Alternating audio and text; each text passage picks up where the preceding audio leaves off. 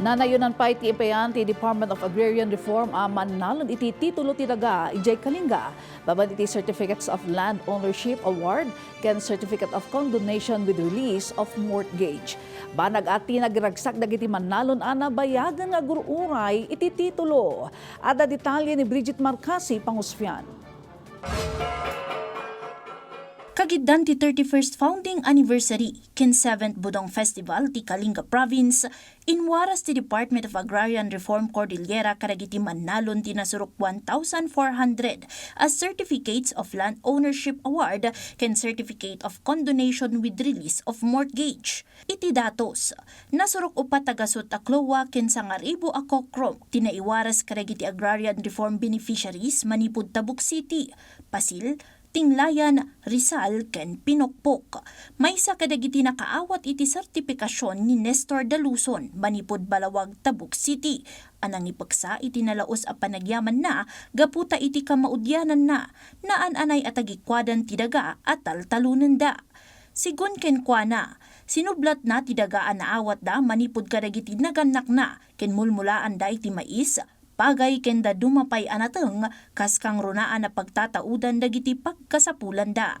Takil nga tulong kas iti DAR pati di titulunan mamaykat kas lang certified nga bagi midyain ang kami nga agduda nga dapat ti sabali nga makaalad nga taga mam. Nimet Tatay Boni, idi pay 1980 at taltalunan na ti lote dagitoy nga awanan iti legal a sertipikasyon at tagikwada iso adakkel abang arkadakwada tinaawat da aklowa.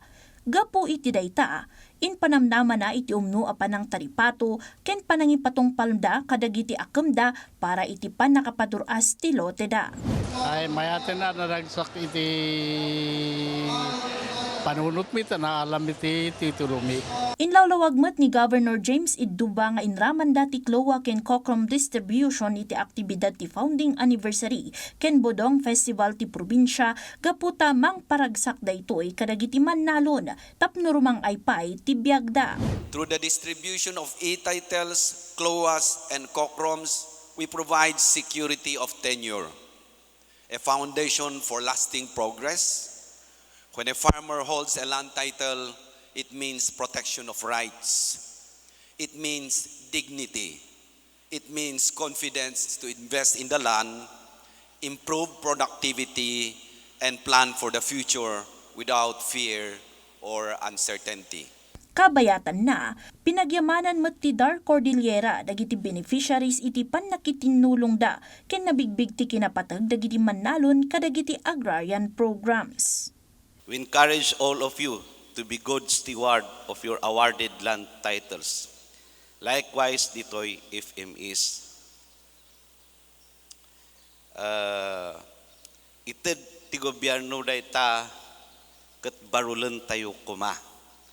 May it unite you in not a source of conflict, but as business and organizing capital.